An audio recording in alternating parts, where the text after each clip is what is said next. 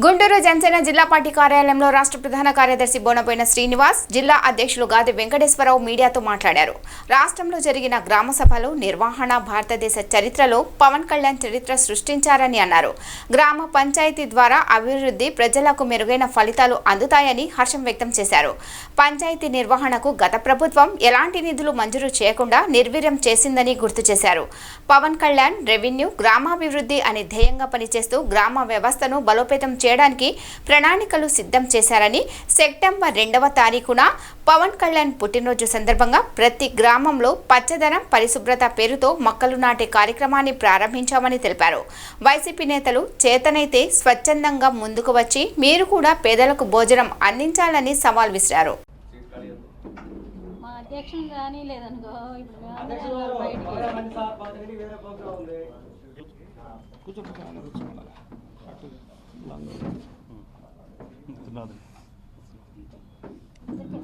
మాగమ్మా sir ఆ sir కూర్చుంటా కొంచెం వేసుకో రాదు ఇప్పుడు కూడా అట్లా వచ్చి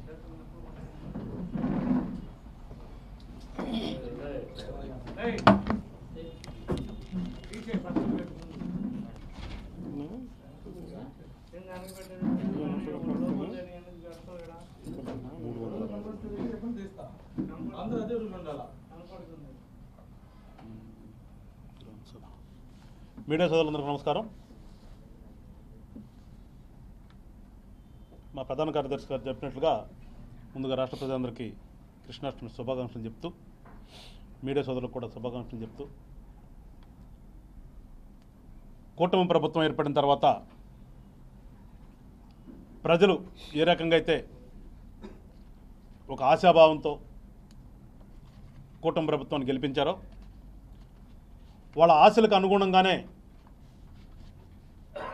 మా పార్టీ అధ్యక్షులు పవన్ కళ్యాణ్ గారు తను తీసుకున్నటువంటి మంత్రిత్వ శాఖని సమర్థవంతంగా నిర్వర్తించాలి అనే ఒక ఆలోచనతో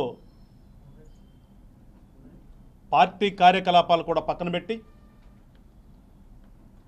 నేను తీసుకున్నటువంటి శాఖకి న్యాయం చేయాలి, తద్వారా ప్రజలకు మంచి జరగాలనే ఒక ఆలోచనతో చూస్తున్నారు. 2 నెలల నుంచి కూడా అదే పనిగా ఆ శాఖలో ఉన్నటువంటి అఫీషియల్తో మీటింగులు పెట్టుకుంటూ ఏ రకంగా మంచి చేయాలనే ఒక ఆలోచనతో ముందుకు వెళుతూ దానిలో భాగంగానే ఎక్కడా ఎప్పుడు జరగని విధంగా ఒక్కసారిగా రాష్ట్ర వ్యాప్తంగా ఉన్నటువంటి అన్ని పంచాయతీల్లో కూడా గ్రామ సభలు నిర్వహించడం కాకుండా ఆ గ్రామ సభల్లో ముఖ్యమంత్రి స్థాయి దగ్గర నుంచి మంత్రులు, ఎమ్మెల్యేలు, కింద ఉన్నటువంటి అందరు అధికారులు, రాష్ట్ర ప్రభుత్వంలో ఉన్నటువంటి అందరు అధికారులు కూడా పాల్గొనే విధంగా చేయటం అనేది ఇక్కడ చర్చించుకోవాల్సింది. మనం మా అధ్యక్షుడిని కాదు కానీ పవన్ కళ్యాణ్ గారికి హర్షధ్వానాలతో అభినందించవలసినటువంటి విషయం అది. చెప్తున్నారని అక్కడ చూశాను, వైసీపీ వాళ్ళు వచ్చి మేము పెట్టామని. ఏం పెట్టారు? మేము వాళ్ళు ఏం పెట్టారు ప్రజలకు తెలీదా? ఏదో ఒక పత్రిక ఉంది కాబట్టి దాంట్లో రాస్తారని చెప్పేసి ఎవడో పెట్టాడు నేను ప్రెస్ మీట్లు, లేకపోతే ఏమో మరీ ఊస్తారేమని అనుకుంటారు. ఇది ఎక్కడా ఎప్పుడు జరగలేదు. గ్రామ సభలు పెట్టాలని చెప్పేసి ఒక నిర్ణయం అయితే ఉంది కానీ ప్రభుత్వంలో ఏదో తూతు మంత్రంగా జరిగింది. దానికి కూడా ఎవరుంటారో ఆ పంచాయతీ ప్రెసిడెంట్ కూర్చొని పెట్టకుండా. కానీ ఈసారి జరిగింది, మొన్న 23వ తారీఖు జరిగింది. నిన్నదా చెప్పినట్లుగా రాష్ట్ర ముఖ్యమంత్రి దగ్గర నుంచి ఐఏఎస్ ఆఫీసర్లు మొదలుకొని కింద వరకు కూడా కూర్చోవటం అనేది ఎప్పుడు జరగలేదు, జరగదు కూడా. సో అందువల్ల నిజంగా ఈ రాష్ట్ర ప్రజలందరూ ఒకసారి పవన్ కళ్యాణ్ గారి యొక్క ఆశయాలు ఏంటి అనేది మీరందరూ కూడా ఒకసారి ఆలోచించండి. కేవలం ఏదో అధికారం కావాలి, అధికారం వచ్చేస్తే నేనేదో ఇసుక తవ్వుకోవచ్చు, కొండలు కొట్టేసుకోవచ్చు, నాకు సంబంధించిన పెట్టుకోవచ్చు, వాళ్ళ ద్వారా కొన్ని వేల కోట్లు పక్కనేసుకోవచ్చు అనే ఆలోచన కాదైంది.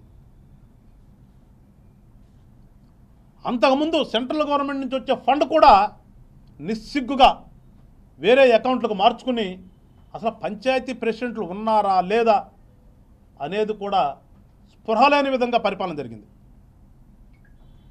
ఇంతకుముందు చెప్పారు మా ప్రధాన కార్యదర్శి గారు, పోయినసారి నామినేషన్లు కూడా ఏనివ్వకుండా దాదాపుగా మొత్తం వాళ్ళే ఎనానమస్లు 90% వరకు 90 ఇంకే ఎబో ఉంటారు నాకు తెలిసి 90 ఎబో ఉంటారు మొత్తం.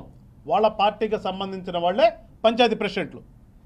అయినప్పటికీ కూడా ఏ ఒక్క పంచాయతీ కూడా రూపాయి ఇవ్వకపోగా కేంద్ర ప్రభుత్వం నుంచి వచ్చే డబ్బులను కూడా వీళ్ళకున్న తెలివితేటలతో, అంటే తెలివితేటలు అంటే ఏమంటారు, దొంగ తెలివితేటలు అంటారు కదా, దొంగ తెలివితేటలతో ఆ పంచాయతీలకు వచ్చే సొమ్మును కూడా వీళ్ళు వేరే అకౌంట్లకు వేసుకుని ఏం చేశారో తెలియదు. మాట్లాడితే నేను అమ్మ ఒడిచ్చాను అయ్యి ఒడిచ్చాను అంటాడు. అన్నీ ఒళ్ళికే. తీరా చూస్తే ఆ ఓడి అంటే ఎట్లా కడతారు కదా, ఓడి మూటేస్తారు. ఆ ఓడిలో మూట కట్టుకుని ఎక్కడ పెట్టారు అనేది ప్రజలందరూ గమనించారు కాబట్టి 11 స్థానాల దగ్గర కూర్చోబెట్టారు తీసుకెళ్ళి. ఆ యునానిమస్ చేసినప్పుడు ఏం చెప్పాడు, యునానిమస్ అయితే గొడవలు లేకుండా ఉంటాయి, దానికోసం మేము ఆ ప్రయత్నం చేశాము, తద్వారా మేము ఒక్కొక్క పంచాయతీకి పంచాయతీ జనాన్ని బట్టి డబ్బులు ఇస్తాము, 5 లక్షలు 10 లక్షలు 20 లక్షలు ఇస్తాము యునానిమస్ అని చెప్పినటువంటి ఆ వ్యక్తి ఏ పంచాయతీకి అని ఇచ్చాడా? ఇవ్వకపోగా వాళ్ళ దగ్గర ఉన్నటువంటి ఆ పంచాయతీకి సంబంధించినటువంటి బడ్జెట్ని కూడా లాక్కెళ్ళినటువంటి పెద్ద మనిషి. ఇవన్నీ చూసిన తర్వాత ఇవాళ పవన్ కళ్యాణ్ గారు ఈ రాష్ట్రం అభివృద్ధి చెందాలంటే ఎక్కడ మొదలు పెట్టాలో అక్కడ మొదలు పెడితేనే అభివృద్ధి చెందుతుందని చెప్పేసి ఆ పంచాయతీ వ్యవస్థను మంత్రిగా తీసుకోవటమే కాదు, ఆ పంచాయతీని ఇవాళ ఏ రకంగా అయితే అభివృద్ధి చేయాలని ఒక ఆలోచనతోనే 2 నెలలకే మొదలుపెట్టాడు కార్యక్రమం. అందువల్ల రాష్ట్ర ప్రజలందరూ మేము కోరేది ఒకటే, ఎప్పుడూ కూడా ఒక మంచి చేయాలంటే ఒక విజన్తో వెళ్ళాలి. ఆ విజన్ ఉండటమే కాదు, కార్యాచరణ చేసే సమర్థత కూడా ఉండాలి. ఇవాళ అనుకున్నాడు, చెప్పాడు, కార్యాచరణ మొదలు పెట్టించాడు. తద్వారా ఏదైతే ఇంతకుముందు జనానికి ఉపాధి హామీ పథకం అంటే ఏదో, ఉపాధి హామీ అంటే ఏంటంటే ఆ ఊరిలో ఏదో ఒక 100 రోజుల పని దినాలు, ఒక 20 మందో 30 మందో పోతారు, ఏదో రాసుకుంటారు వస్తారు, అంతవరకు తెలుసు. అసలు మహాత్మా గాంధీ జాతీయ గ్రామీణ ఉపాధి హామీ పథకం కింద ఎన్ని రకాలైనటువంటి సౌకర్యాలు ప్రజలకు కనిపించారో ఎప్పుడు కూడా గవర్నమెంట్ ప్రజలకు చెప్పలేదు. దాదాపు దగ్గర 200 రకాల పనులు ప్రజలు చేపించుకోవచ్చు. ఐ మీన్ గ్రామీణ ప్రాంతాల్లో ఉండేటువంటి రైతులు కానీ, వ్యవసాయదారులు కానీ, లేదు ఇంకొంచెం ఉద్యానవన పంటలు పండించే రైతులకు కానీ అన్ని రకాల ఫెసిలిటీస్ ఉన్నాయి. అవి కానీ సక్రమంగా జరిగితే ఈ దేశంలో గ్రామీణ ప్రాంతాలకి రాష్ట్ర ప్రభుత్వం రూపాయి కూడా ఇవ్వాల్సిన అవసరం లే. రాష్ట్ర ప్రభుత్వం నుంచి డబ్బులు అవసరం లేదు అవసరం వాళ్ళకి. అలాంటి పథకాన్ని అసలు ఏమున్నాయో ఎవరికి తెలియదు. ముఖ్యమంత్రి దగ్గర నుంచి మొదలు పెడితే కింద వరకు ఉన్నటువంటి అధికారులు కూడా పట్టించుకోకుండా, వాళ్ళకి తెలిసినా కానీ చెప్పకుండా నిర్వీర్యం చేశారు. ఇవాళ దాన్ని బయటకు తీసుకొచ్చాము. ఇవాళ పవన్ కళ్యాణ్ గారు అసలు ఏంటి జరుగుతుందని చెప్పేసి వాళ్ళు తీస్తే వాళ్ళ జనానికి ఇవాళ అర్థమైంది ఏంటి అనేది. సో ప్రజలందరూ కూడా మీరు నిజంగా చెప్తున్నాను, ఇవాళ పవన్ కళ్యాణ్ గారు మా అధ్యక్షుడిని మేమేదో కీర్తించడం కాదు, ఒకసారి ఆయన చేస్తున్నటువంటి పనితనాన్ని అర్థం చేసుకుని మీరు జనసేనకు సపోర్ట్ చేయమని చెప్పేసి ప్రజలందరూ కోరుతున్నాం. మరొకసారి ప్రజలకు చెప్తున్నాం, ఖచ్చితంగా 5 సంవత్సరాల్లో పంచాయతీలు పట్టుకొమ్మలు అనేది సామెతలా కాకుండా నిజంగా పంచాయతీలే, గ్రామీణ ప్రాంతాలే ఈ దేశానికి వెన్నుముక అనే విధంగా బలోపేతం చేస్తాం, చేసి తీరతాడు ఖచ్చితంగా. ఎందుకంటే ఫండ్ ఉంది, ఉన్నటువంటి ఆ ఫండ్ని సక్రమంగా వాళ్ళకి ఉపయోగపడే విధంగా వినియోగించి మళ్ళా, ఎందుకంటే మనకున్నది సిస్టంలో చాలామంది తెలియని విషయం ఏంటంటే స్థానిక సంస్థలు అంటారు. అవి స్థానిక సంస్థలు కాదవి.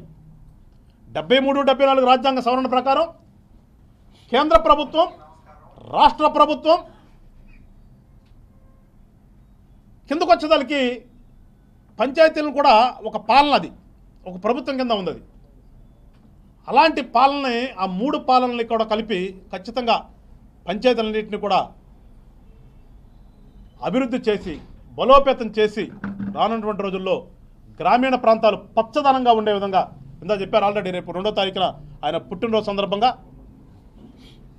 ఫారెస్ట్ డిపార్ట్మెంట్తో అనుసంధానమై పెద్ద ఎత్తున వనాలు పెంచాలి, నగర వనాలు పెంచాలి అనే ఒక ఆలోచన కూడా నిర్ణయం తీసుకుంది. దానికి కూడా జనశ్రేణులు, ఈ రాష్ట్రంలోని ప్రజలందరూ కూడా సహకరించాలని చెప్పేసి కూడా వీళ్ళందరూ కోరుతూ మరొకసారి పవన్ కళ్యాణ్ గారికి గుంటూరు జిల్లా జనసేన పార్టీ తరఫున శుభాకాంక్షలు తెలుపుతమే కాకుండా ఆయన చేసినటువంటి ఆ పనితనానికి ఆయనకి అభినందనలు కూడా చెప్తూ మరొకసారి మీలాంటి నాయకులు నిజంగా ఈ రాష్ట్రానికి అవసరం అని చెప్పేసి మనస్ఫూర్తిగా కోరుకుంటూ రానున్నటువంటి రోజుల్లో ప్రజలందరూ కూడా జనసేన పార్టీని ఆశీర్వదించాలని చెప్పేసి మరొకసారి కోరుకుంటూ జై జనసేన, జై హింద్.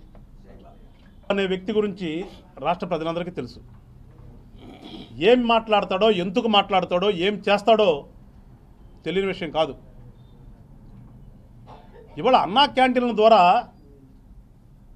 చాలామంది బలహీన వర్గాలకు కానీ లేదంటే పల్లెటూరుల నుంచి వచ్చి పట్టణాల్లో పని చేసుకునే వాళ్ళకి కానీ ఒక మంచి సౌకర్యం అది. పొద్దున్నే వాళ్ళ ఇంట్లో లెగిసి వాళ్ళ క్యారేజీ పెట్టి పంపించేటటువంటి టైం లేని వాళ్ళందరూ కూడా ఇవాళ ఉదయాన్నే లెగిసి పనికొచ్చేసి విరామ సమయంలో అక్కడికి వెళ్ళి 5 రూపాయలు ఇచ్చి భోజనం చేస్తున్నారు.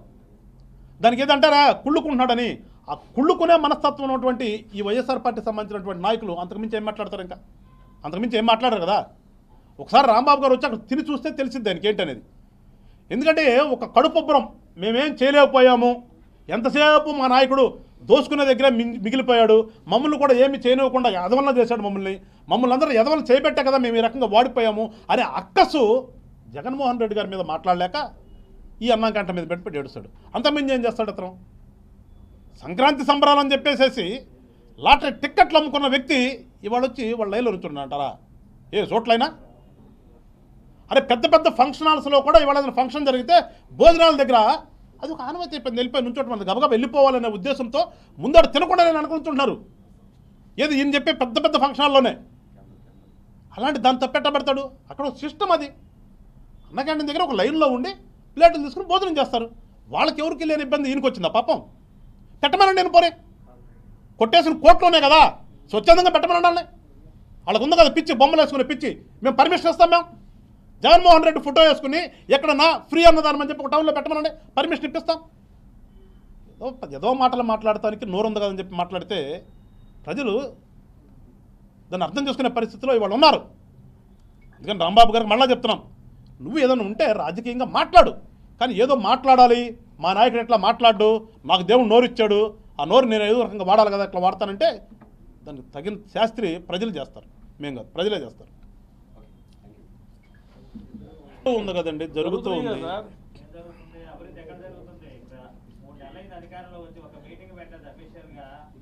ఏ డిపార్ట్మెంట్ జరుగుతోంది కదా సార్. సార్ ఆయన వచ్చి ఒకసారి భోజనం చేయమండి, అందులో ఏ విధంగా ఉంటాయో చెప్తారు సార్. నేను చెప్తున్నాను, నెక్స్ట్ వారు ఇస్తారులే. ఇప్పుడు అంత డిపార్ట్మెంట్ వైజ్గా రివ్యూస్ జరుగుతూ ఉన్నాయి. ఆ రివ్యూస్లో డెసిషన్స్ తీసుకుంటా ఉన్నారు. ఇప్పుడు కూటమిలో ఉన్నటువంటి మంత్రులు కూడా రివ్యూస్లో ఉన్నారు.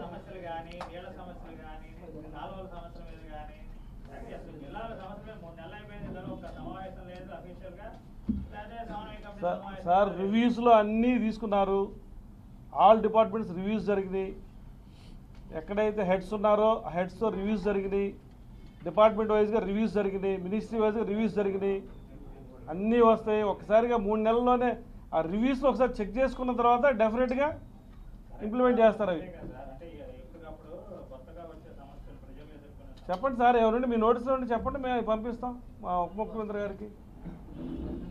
నీకు మినిస్ట్రీ వైజ్గా జరిగిన తర్వాత ఇంకా ఏంటి సార్? ఇక ఇప్పుడు ఏ మినిస్ట్రీగా ఆ మినిస్ట్రీ సీఎం గారి సమక్షంలో జరిగినాయి రివ్యూస్. సో దానిలోనే కదా డిస్కస్ చేసేది. తర్వాత సెపరేట్గా ఏంటి డిస్ట్రిక్ట్ వైజ్ డిడిఆర్సీ జరుగుద్ది. ఇక అక్కడి నుంచి రావాలి కదా. డిడిఆర్సీ జరగదు. డిడిఆర్సీ కలెక్టర్ గారు పెడతారా, ఎదురు చూసుకోవాలి కదా. డిడిఆర్సీ కలెక్టర్ గారు పెడతారు, అవన్నీ చూసుకోవాలి కదా. డిపార్ట్మెంట్ వాళ్ళు కూడా చూసుకొని పెట్టుకుంటారు. అందరికీ నమస్కారం. ముందుగా రాష్ట్ర ప్రజలందరికీ కృష్ణాష్టమి శుభాకాంక్షలతో ఈ రోజున ముందుకు రావడం జరిగింది. ప్రత్యేకంగా పవన్ కళ్యాణ్ గారి ద్వారా కూడా, పవన్ కళ్యాణ్ గారి తరఫున కూడా రాష్ట్ర ప్రజలకి కృష్ణాష్టమి శుభాకాంక్షలు తెలియజేసుకుంటూ,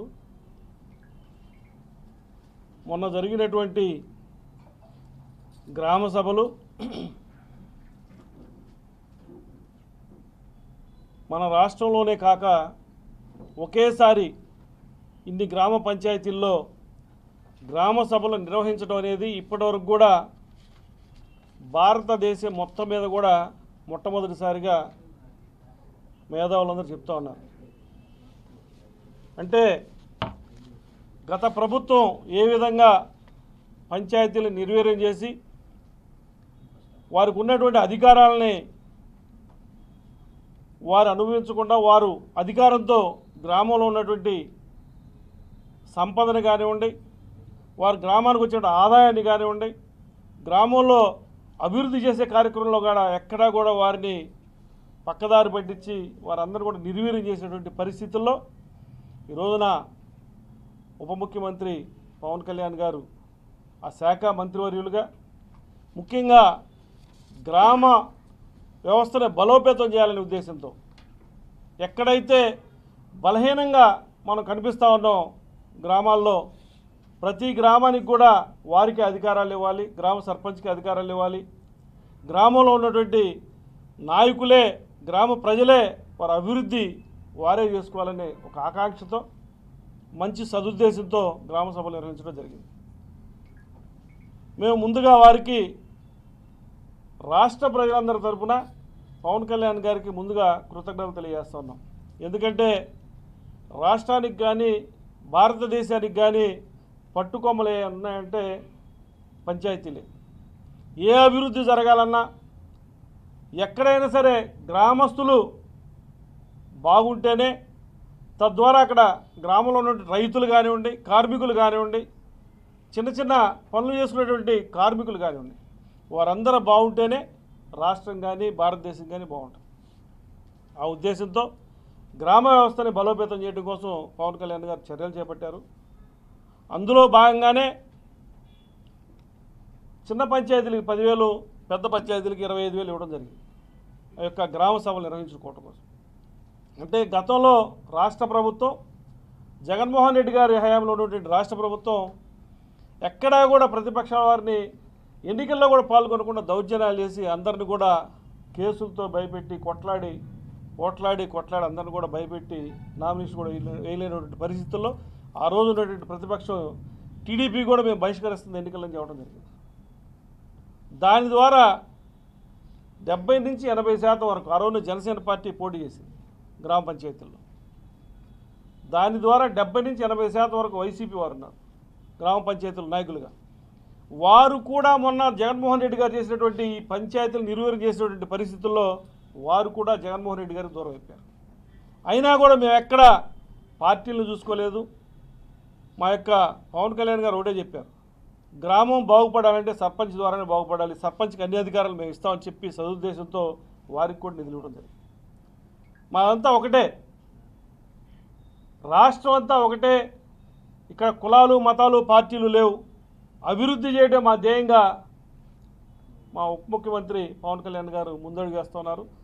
వారికి మేము అందరం తోడుగా, వారు చేసే ప్రతి పనికి మేము తోడుగా ఉంటూ ఈ యొక్క గ్రామ వ్యవస్థని బలోపేతం చేసే దానిలో మేము కూడా భాగస్వాములు అయినందుకు సంతోషిస్తూ వారికి మరొకసారి కృతజ్ఞతలు తెలియజేసుకుంటూ రేపు 2వ తారీఖు జరగబోయేటువంటి కార్యక్రమం పవన్ కళ్యాణ్ గారి పుట్టినరోజు వేడుకల్లో భాగంగా వారు ఇప్పుడు చెట్లు పెంచే కార్యక్రమాన్ని చేపట్టారు.